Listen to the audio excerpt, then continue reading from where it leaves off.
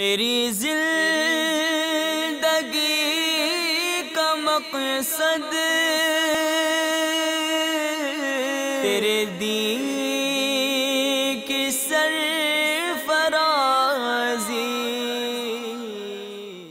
الحمدللہ رب العالمین والصلاة والسلام علی سید المرسلین، اما بعد فاعوذ باللہ من الشیطان الرجیم، بسم اللہ الرحمن الرحیم۔ الصلاة والسلام علیک یا رسول اللہ وعلی آلک واصحابک یا حبیب اللہ۔ الصلاة والسلام علیک یا نبی اللہ وعلی آلک واصحابک یا نور اللہ۔ میٹھے میٹھے اسلامی بھائی اور مدنی چینل کے ناظرین، با مقصد زندگی کے آج کے سلسلے میں آپ کو خوش آمدید کہتے ہیں۔ درود پاک کی فضیلت سے حسب معمول سلسلے کا آغاز کرتے ہیں۔ آئیے سنیے کہ مدینہ کے سلطان رحمت عالمیان سرور ذیشان محبوب رحمان عز و جل وصلی اللہ تعالی علیہ وسلم کا فرمان جنت نشان ہے، جو مجھ پر ایک دن میں 1000 بار درود پاک پڑھے گا وہ اس وقت تک نہیں مرے گا جب تک جنت میں اپنا مقام نہ دیکھ لے۔ صلو علی الحبیب صلی اللہ تعالی علی محمد وعلی آلہ وصحبہ وسلم۔ میٹھے میٹھے اسلامی بھائیوں اور مدنی چینل کے ناظرین، الحمدللہ عز و جل دعوت اسلامی کے مدنی ماحول کی برکت سے ایک تعداد ایسی ہے کہ جسے یہ ذہن ملا ہے کہ ہر کام سے پہلے اچھی نیتیں کر لی جائیں۔ مدنی چینل کے سلسلوں سے پہلے بھی نیتوں کا سلسلہ رہتا ہے۔ آئیے آج کے اس سلسلے کے آغاز میں بھی حصول ثواب کے لیے، اللہ عز و جل کی رضا کے لیے کچھ اچھی نیتوں کا اعادہ کر لیتے ہیں۔ نیت کیجئے کہ اول تاخر پوری توجہ اور انہماک کے ساتھ سلسلے میں حاضری دیں گے، علم دین سیکھیں گے، انشاءاللہ عز و جل اس پر عمل کریں گے اور نیکی کی دعوت عام کرنے کی نیت سے یہ مدنی پھول جو سنیں گے انشاءاللہ دیگر اسلامی بھائیوں تک بھی پہنچائیں گے۔ صلو علی الحبیب صلی اللہ تعالی علی محمد وعلی آلہ وصحبہ وسلم۔ حضرت سیدنا صدیق اکبر رضی اللہ تعالیٰ عنہ، آپ سے روایت ہے کہ حضور پاک صاحب لولاک سیاح افلاک صلی اللہ تعالی علیہ وآلہ وسلم نے ارشاد فرمایا، حضرت سیدنا موسیٰ علی نبینا وعلیہ السلام نے اللہ تبارک و تعالی کی جناب میں عرض کی، حضرت موسیٰ علیہ السلام نے عرض کی بارگاہ خداوندی عز و جل میں، مریض کی عیادت کرنے والے کو کیا اجر ملے گا؟ حضرت سیدنا موسیٰ علی نبینا وعلیہ السلام عرض کر رہے ہیں کہ مریض کی عیادت کرنے والے کے لیے اللہ تبارک و تعالیٰ کے ہاں کیا اجر ہے؟ اللہ تبارک و تعالیٰ نے ارشاد فرمایا، اس کے لیے یعنی مریض کی عیادت کرنے والے کے لیے 2 فرشتے مقرر کیے جائیں گے جو قیامت تک اس کی قبر میں روزانہ عیادت کرتے رہیں گے۔ سبحان اللہ عز و جل۔ یہ روایت دعوت اسلامی کے اشاعتی ادارے مکتبۃ المدینہ کے مطبوعہ رسالے قبر میں آنے والا دوست اس میں نقل کی گئی ہے۔ قبر میں آنے والا دوست، انسان دنیا سے جاتا ہے، مرنا سبھی نے ہے، اور مرنے کے بعد ہمارا یہ عقیدہ ہے، ایمان ہے کہ ہمیں اپنی زندگی کے تمام اعمال کا جواب دہ ہونا ہے، ہمارا یہ ایمان ہے، اور ایک مسلمان کے لیے اس پر ایمان رکھنا ضروری بھی ہے۔ موت اور موت کے بعد پھر حساب کتاب پر انسان دنیا سے صرف اعمال ہی ساتھ لے کر جاتا ہے، اس کے اہل و عیال یہ بھی دنیا ہی میں رہ جاتے ہیں، اور اس کا مال بھی، ساتھ جانے والے صرف اعمال ہی ہیں۔ تو اس رسالے میں قبر میں آنے والا دوست، اس رسالے میں ان اعمال سے متعلق نشاندہی کی گئی ہے کہ جن کی برکت سے قبر میں آسانی ہوگی، قبر میں اللہ تبارک و تعالیٰ کی رحمتوں کا نزول ہوگا۔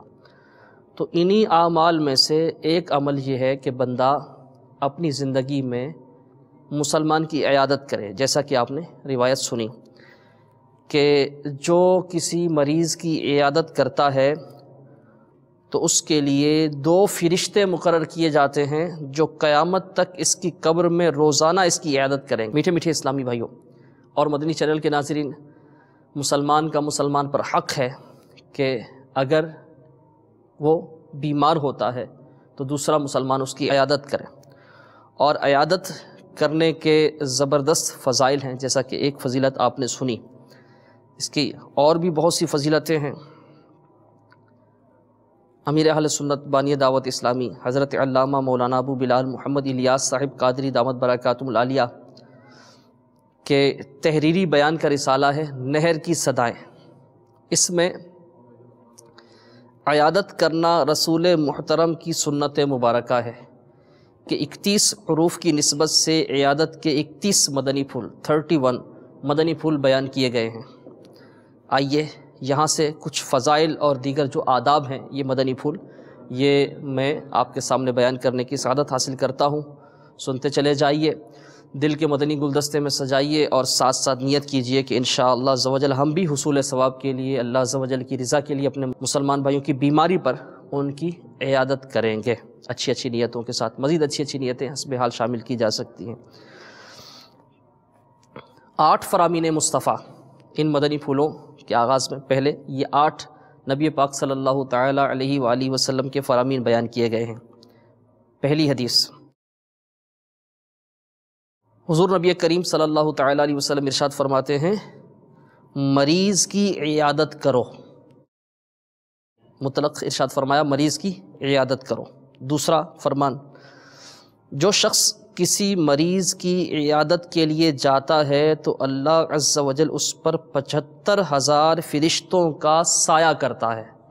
سبحان اللہ عز و جل، اللہ عز و جل اس پر 75,000 فرشتوں کا سایہ کرتا ہے اور اس کے ہر قدم اٹھانے پر اس کے لیے ایک نیکی لکھتا ہے، ہر قدم رکھنے پر اس کا ایک گناہ مٹاتا ہے اور ایک درجہ بلند فرماتا ہے، یہاں تک کہ وہ اپنی جگہ پر بیٹھ جائے۔ جب وہ بیٹھ جاتا ہے تو رحمت اسے ڈھانپ لیتی ہے اور اپنے گھر واپس آنے تک رحمت اسے ڈھانپے رہے گی۔ ایک اور فرمان مصطفیٰ صلی اللہ تعالیٰ علیہ وسلم، جو شخص کسی مریض کی عیادت کو جاتا ہے تو آسمان سے ایک منادی یعنی اعلان کرنے والا ندا کرتا ہے، یعنی اعلان کرتا ہے تجھے بشارت یعنی خوشخبری ہو، تیرا چلنا اچھا ہے اور تو نے جنت کی ایک منزل کو اپنا ٹھکانہ بنا لیا۔ سبحان اللہ، یہ ابن ماجہ شریف کی حدیث ہے۔ ترمذی شریف کی یہ روایت، جو مسلمان کسی مسلمان کی عیادت کے لیے صبح کو جائے تو شام تک اس کے لیے 70,000 فرشتے استغفار یعنی بخشش کی دعا کرتے ہیں، اور شام کو جائے تو صبح تک 70,000 فرشتے استغفار کرتے ہیں اور اس کے لیے جنت میں ایک باغ ہوگا۔ ایک اور نبی پاک صلی اللہ تعالیٰ علیہ وسلم کا مبارک فرمان، جس نے اچھے طریقے سے وضو کیا پھر اپنے مسلمان بھائی کی ثواب کی نیت سے عیادت کی تو اسے جہنم سے 70 سال کے فاصلے تک دور کر دیا جائے گا۔ نبی پاک صلی اللہ تعالیٰ علیہ وسلم کا ایک بہت ہی پیارا فرمان، جب تو مریض کے پاس جائے تو اس سے کہہ کہ تیرے لیے دعا کرے، کہ اس کی دعا فرشتوں کی دعا کی مانند ہے۔ بیمار کے پاس جائے تو اس سے کہے کہ یہ تیرے لیے دعا کرے، اس کی دعا یعنی بیمار کی دعا، مریض کی دعا فرشتوں کی دعا کی مانند ہے۔ سبحان اللہ عز و جل، بیماری ایک لحاظ سے دیکھا جائے تو اللہ تعالیٰ کی رحمت ہے، جیسا کہ اس فرمان میں بھی بیان ہوا، مریض جب تک تندرست نہ ہو جائے اس کی کوئی دعا رد نہیں ہوتی۔ ایک اور فرمان، حضور نبی کریم رؤوف الرحیم صلی اللہ تعالیٰ علیہ وسلم، آپ نے تربیت فرمائی کہ مریض کے پاس جا کر کیا کرنا چاہیے۔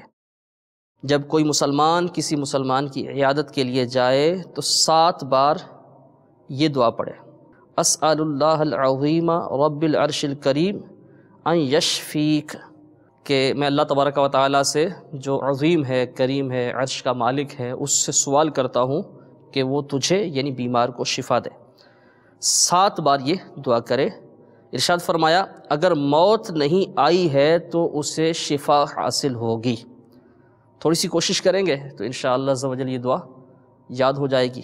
انشاءاللہ عز و جل دعوت اسلامی کے مدنی ماحول سے وابستہ رہیں گے، سنتوں بھرے اجتماعات میں شرکت پابندی کے ساتھ رہے گی، مدنی قافلوں میں سفر کرتے رہیں گے، تو اللہ نے چاہا یہ دعا بھی اور بھی بہت سی دعائیں انشاءاللہ عز و جل یاد کر لیں گے، اور جب بھی موقع آئے تو پڑھتے رہیں گے، ثواب بھی پائیں گے انشاءاللہ عز و جل، یہ دعائیں یاد بھی رہیں گی اور ان دعاؤں سے حاصل ہونے والی برکتیں بھی ملیں گی۔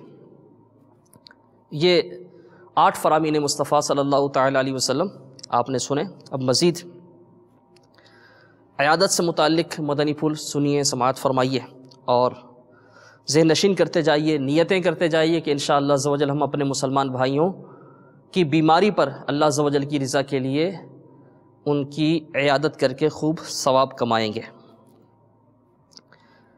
مریض کی عیادت کرنا سنت ہے۔ اگر معلوم ہے کہ عیادت کے لیے جانے سے اس بیمار پر گراں یعنی ناگوار گزرے گا، ایسی حالت میں عیادت کے لیے مت جائیے۔ اس کی کئی صورتیں ہو سکتی ہیں۔ یہ بھی ہو سکتا ہے کہ اس کی بیماری اتنی شدید ہے، وہ اتنا شدید بیمار ہے کہ اس کو لوگوں کی آمد و رفت سے تکلیف ہوتی ہے، تو ایسی صورت میں عیادت کے لیے نہ جایا جائے۔ اور ویسے عام حالات میں جب کہ ایسی کوئی صورت نہ ہو تو عیادت یہ سنت ہے۔ اگر مریض سے آپ کے دل میں رنجش یا طبیعت کو اس سے مناسبت نہیں پھر بھی عیادت کیجیے۔ سبحان اللہ عز و جل، کتنا پیارا مدنی پھول ہے کہ بیمار ایسا ہے کہ آپ کے دل میں اس کے لیے کوئی رنجش ہے، کوئی ناراضگی ہے، یا ویسے ہی ہم آنگی نہیں ہے، کوئی مناسبت نہیں ہے، مزاج ملتا نہیں ہے، پھر بھی عیادت کرنی چاہیے۔ بلکہ ایسی صورت میں اگر آپس میں کوئی ناچاقی ہے، نا اتفاقی ہے، مزاج نہیں ملتا، ایسی صورت ہے نا اتفاقی والی، نفرت والی کوئی صورت ہے یا محبت میں کمی والی صورت ہے، اگر ایسی صورت میں عیادت کریں گے اللہ عز و جل کی رضا کے لیے تو ثواب بھی اللہ عز و جل کی رحمت سے امید زیادہ ملے گا، اور ہو سکتا ہے کہ یہی عیادت اس کدورت نفرت کی دوری کا باعث بن جائے۔ اتباع سنت کی نیت سے عیادت کرنی چاہیے۔ اس لیے بیمار پرسی کرنا کہ جب میں بیمار پڑوں تو یہ بھی تیمارداری کے لیے آئے، تو اس طرح جانے سے عیادت تو ہو جائے گی لیکن آپ کو ثواب نہیں ملے گا اگر یہ نیت ہوگی۔ یا اس طرح کی سوچ ہوئی کہ میں بیمار ہوا تھا تو یہ بھی آیا تھا اس لیے مجھے بھی جانا چاہیے، تو یہ سوچ نہ رکھیے، بلکہ اتباع سنت کی نیت سے عیادت کیجیے، اور جو بالفرض آپ کی عیادت کے لیے نہیں آیا اس کے ہاں بھی جائیے، اور کسی کی عیادت کے لیے گئے ہیں تو یہ توقع یہ امید نہ رکھیے کہ یہ بھی میری عیادت کو آئے گا۔ اگر آتا ہے تو بہت اچھا، لیکن آپ بیمار پڑے اور وہ نہیں آیا تو اس صورت میں اس سے ہرگز ہرگز بدگمانی کو دل میں جگہ مت دیجیے۔ کسی کی عیادت کے لیے گئے، مرض کی سختی دیکھی، یعنی بہت شدید بیمار ہے، تو ایسی گفتگو نہ کی جائے، ایسی باتیں نہ کی جائیں کہ وہ ڈر جائے۔ مثلا تمہاری حالت تو بہت زیادہ خراب ہے، نہ ہی ایسا انداز اختیار کیا جائے کہ جس سے اس کی پریشانی میں اضافہ ہو، جیسے ایسے انداز میں وہ تشویش والے انداز میں سر ہلانا وغیرہ۔ عیادت کے موقع پر مریض یا دکھی شخص، اس کے سامنے چہرے پر رنج و غم کی کیفیت نمایاں ہونی چاہیے۔ ظاہر ہے کوئی بیمار ہے، اس کے چاہنے والے، اس کے گھر والے، اس کے عزیز و اقارب، اس کی دیکھ بھال کرنے والے اس کے ساتھ ہوں گے۔ ایسے میں اگر آپ جا کر مذاق مسخری یا کوئی ایسا انداز اپنائیں گے تو ان کو اچھا نہیں لگے گا، خود مریض کو بھی اچھا نہیں لگے گا. تو سنجیدگی کے ساتھ عیادت کرنی چاہیے. بات چیت کا انداز ہرگز ایسا نہ ہو کہ مریض یا اس کے کسی عزیز کو یہ وسوسہ آئے کہ یہ ہماری پریشانی پر یا میری بیماری پر یہ خوش ہو رہا ہے. ایسا انداز نہ اختیار کیجیے. مریض سے حال دریافت کرنے کے ساتھ ساتھ گھر والوں سے بھی اظہار ہمدردی کیجیے. اگر کوئی خدمت کر سکتے ہیں، تعاون کر سکتے ہیں تو وہ بھی ضرور کیجیے. مریض کے پاس جا کر اس کی طبیعت پوچھیے، اس کے لیے صحت و عافیت کی دعا کیجیے. نبی رحمت شفیع امت صلی اللہ تعالیٰ علیہ وسلم کی مبارک عادت تھی، عادت کریمہ تھی کہ جب کسی مریض کی عیادت کے لیے تشریف لے جاتے تو یوں ارشاد فرماتے: لا بأس طہور ان شاء اللہ تعالی. ترجمہ اس کا: کوئی حرج کی بات نہیں، اللہ نے چاہا تو یہ مرض گناہوں سے پاک کرنے والا ہے. دعوت اسلامی کے مدنی ماحول میں الحمدللہ عز و جل علم دین سیکھنے کا موقع ملتا ہے. جو اسلامی بھائی دعوت اسلامی کے ہفتہ وار سنتوں پر اجتماع میں شرکت کرتے ہیں وہ جانتے ہیں کہ ہفتہ وار اجتماع میں درود و سلام کے بعد تربیتی حلقے ہوتے ہیں جن میں علم دین سیکھنے کے حلقے یعنی علم دین سکھایا جاتا ہے. سنتیں اور آداب وہ سیکھنے کا موقع ملتا ہے، مسائل سیکھنے کو ملتے ہیں، دعائیں یاد کرنے کو ملتی ہیں. تو اس طرح کی دعائیں ان تربیتی حلقوں میں یاد کروائی جاتی ہیں. اسلامی بھائی بھی، اسلامی بہنیں بھی مدنی چینل کے ناظرین نیت کریں، اپنے یہاں ہونے والے ہفتہ وار اجتماع میں پابندی وقت کے ساتھ شرکت فرمائیں. انشاءاللہ دیگر بہت سی برکتوں کے ساتھ ساتھ آپ کو علم دین سیکھنے کا بھی موقع ملے گا، ایسی دعائیں یاد کرنے کا موقع ملے گا. اس سے پہلے بھی مریض کی عیادت کے لیے جائیں تو 7 بار جو دعا پڑھنے کی ترغیب ہے حدیث شریف میں وہ بیان ہوئی. یہ جو دعا ہے پیارے آقا علیہ الصلوۃ والسلام کی عادت کریمہ تھی، یہ دعا آپ پڑھتے تھے. لا بأس طہور ان شاء اللہ تعالی. اس کے ساتھ ان الفاظ کا اضافہ بھی ہے روایتوں میں: اللہم اشفیہ اللہم عافیہ. تو آپ یہ دعا یاد کر لیجئے، اور جب بھی کسی مریض کی عیادت کی سعادت ملے تو حصول ثواب کے لیے یہ دعا بھی کر دیجئے. انشاءاللہ عز و جل اس کا الگ سے ثواب ملے گا، اور اللہ تبارک و تعالی نے چاہا تو اس دعا کی برکت سے مریض کی تشفی بھی ہوگی، اللہ تبارک و تعالی شفا بھی عطا فرمائے گا. مریض سے اپنے لیے دعا کروائیے کہ مریض کی دعا رد نہیں ہوتی. پہلے آپ نے اس طرح کی روایات سنی کہ جب تک مریض تندرست نہیں ہوتا اس کی کوئی بھی دعا رد نہیں کی جاتی. تو مریض کے پاس جائیں، اپنے لیے دعا کروائیں، اپنی مغفرت کے لیے دعا کروائیں، نیک اعمال میں دل لگے، عبادت میں دل لگے، عبادت کی لذت حلاوت نصیب ہو، یہ دعا کروائیں.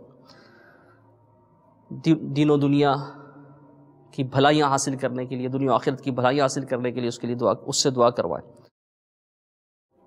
فرمان مصطفیٰ صلی اللہ تعالی علیہ وآلہ وسلم: مریض کی پوری عیادت یہ ہے کہ اس کی پیشانی پر ہاتھ رکھ کر پوچھے کہ مزاج کیسا ہے. مزاج پرسی کا طریقہ سکھایا جا رہا ہے. مریض کی پوری عیادت یہ ہے کہ اس کی پیشانی پر ہاتھ رکھ کر پوچھے کہ مزاج کیسا ہے.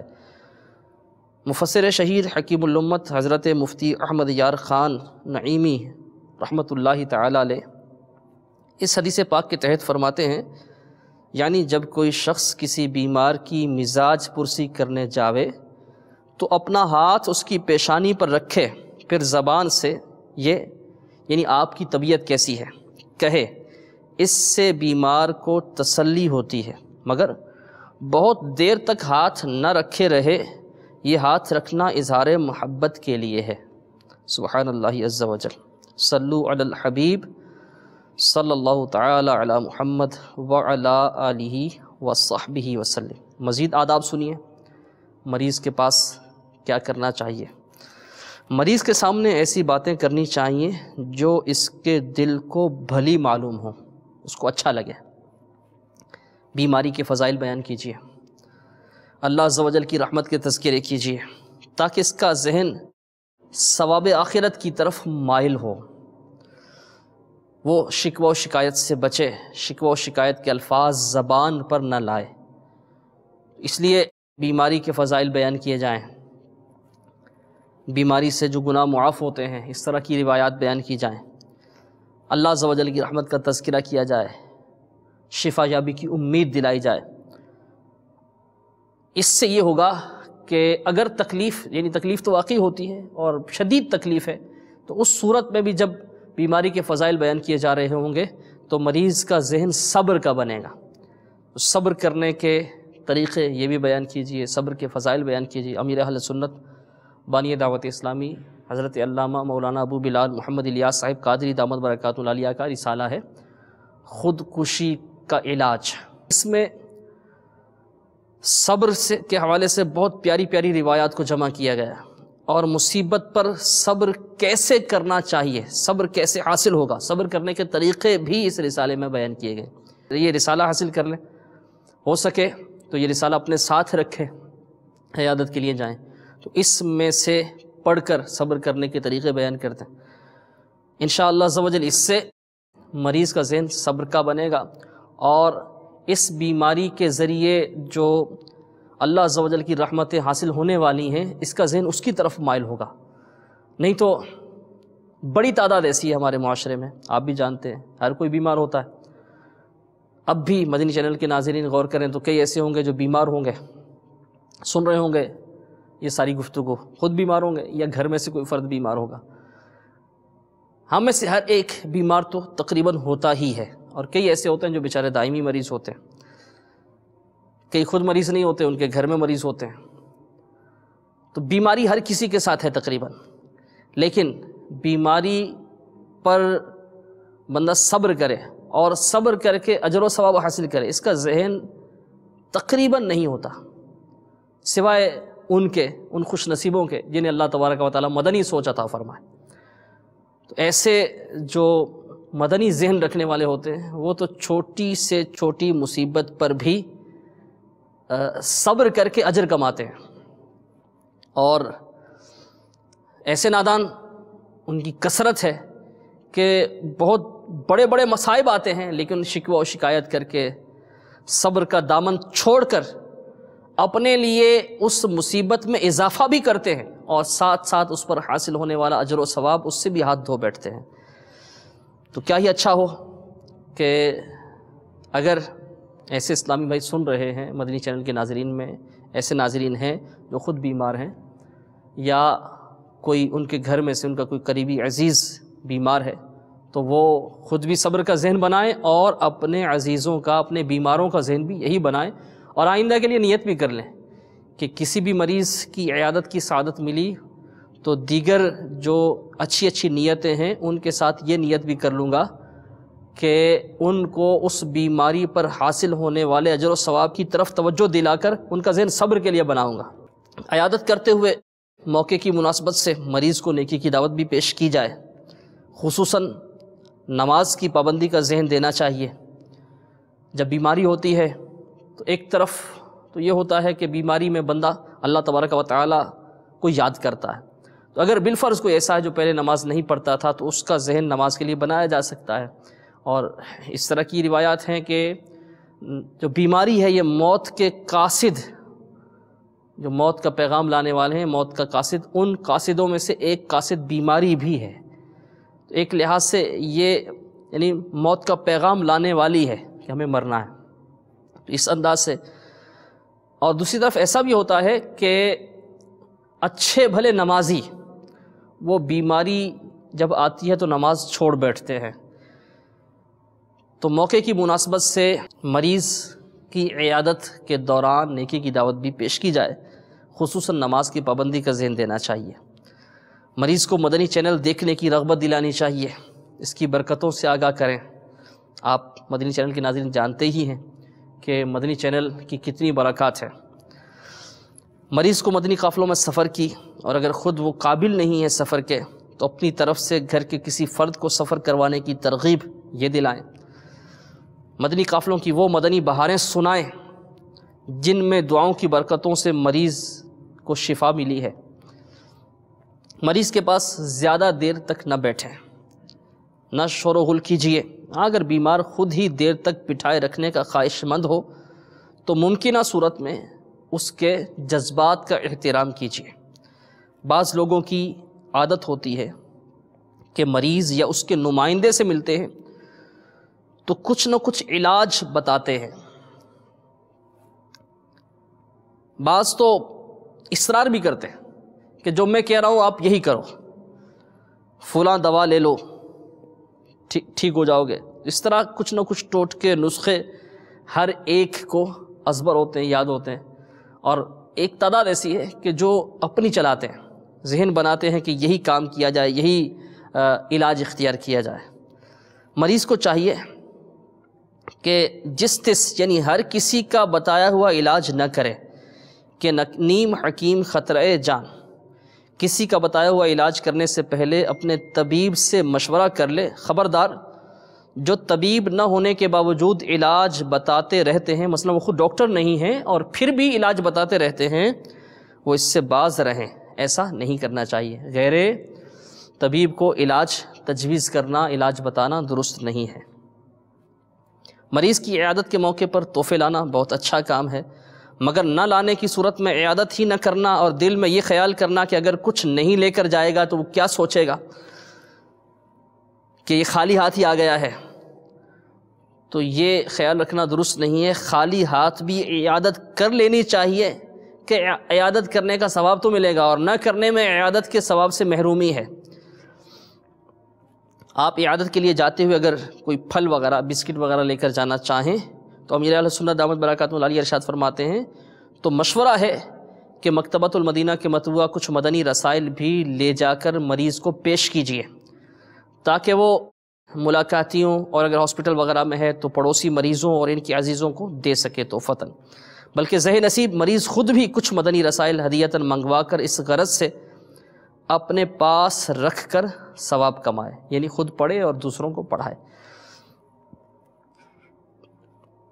فاسق یعنی گناہگار، اس کی عیادت بھی جائز ہے، کیونکہ عیادت تو جو ہے یہ حقوق اسلام سے ہے، اور فاسق گناہگار بھی ہے تو مسلمان، تو فاسق کی عیادت بھی کی جانی چاہیے۔ مرتد جو اسلام لانے کے بعد یعنی مسلمان تھا پہلے اور پھر گیا، اس کی، اور کافر حربی کی عیادت جائز نہیں۔ فی زمانہ دنیا میں جتنے بھی کافر ہیں یہ کافر حربی ہیں، کافر حربی کی عیادت بھی جائز نہیں۔ بد مذہب کی عیادت کرنا منع ہے۔ صلو علی الحبیب صلی اللہ تعالی علی محمد وعلی آلہ وصحبہ وسلم۔ میٹھے میٹھے اسلامی بھائیوں، آپ نے عیادت کے فضائل سنے، عیادت کے کچھ مدنی پھول سنے، عیادت کے آداب سنے۔ نیت کیجئے کہ انشاءاللہ عز و جل موقع بموقع اپنے مسلمان بھائیوں کی عیادت کریں گے اللہ عز و جل کی رضا کے لیے۔ الحمدللہ امیر اہل سنت بانی دعوت اسلامی مولانا ابو بلال محمد الیاس صاحب قادری دامت برکاتہ العالیہ نے اس دور میں، پرفتن دور میں، آسانی سے نیکیاں کرنے اور گناہوں سے بچنے کا جو ایک گناہوں سے بچنے کے طریقہ کار پر مشتمل مدنی انعامات جو عطا فرمائے ہیں، اسلامی بھائیوں کے لیے 72، اسلامی بہنوں کے لیے 63، دینی طلباء کے لیے 92، طالبات کے لیے 83، منوں اور منیوں کے لیے 40، اس طرح جو مدنی انعامات عطا فرمائے ہیں، ان میں ایک مدنی انعام مریض کی عیادت سے متعلق بھی ہے، چنانچہ مدنی انعام نمبر 53۔ کیا آپ نے اس ہفتہ کم از کم ایک مریض یا دکھی کی گھر یا اسپتال جا کر سنت کے مطابق غم خواری کی اور اس کو تحفہ پیش کرنے کے ساتھ ساتھ تعویذات عطاریہ کے استعمال کا مشورہ دیا؟ تحفہ مکتبۃ المدینہ کا رسالہ بھی پیش کیا جا سکتا ہے۔ تو میٹھے میٹھے اسلامی بھائیوں، اگر ہم مدنی انعامات پر عمل کرنے والے بن جائیں تو جس طرح یہ سعادت ملے گی مریض کی عیادت کی، اور بھی بہت سی سعادتیں ملیں گی۔ جو مدنی انعامات پر عمل کرتے ہیں وہ جانتے ہیں، روزانہ فکر مدینہ کرنا یعنی مدنی انعامات کا رسالہ پر کرنا، یہ سمجھ لیجئے کہ مدنی انعامات پر عمل کرنے کی جان ہے۔ اس میں شیطان بہت سستی دلاتا ہے۔ اگر بالفرض آپ پہلے عمل کرتے تھے، فکر مدینہ کرتے تھے، رسالہ پر کرتے تھے، اب سستی ہو رہی ہے، پھر عزم نو کیجئے۔ ایک بار پھر عزم کیجئے اور آج سے پھر آپ فکر مدینہ شروع کر دیجئے. آپ اپنے عمل میں حیرت انگیز طور پر مدنی انقلاب محسوس کریں گے. اللہ تبارک و تعالی ہمیں اپنے مسلمان بھائیوں کی غمی، بیماری، دکھ، تکلیف وغیرہ میں عیادت کر کے ثواب کمانے کی توفیق بخشے. آمین بجاہ النبی الامین. صلو علی الحبیب صلی اللہ تعالی علی محمد وعلی آلہ وصحبہ وسلم. میری زندگی کا مقصد تیرے دین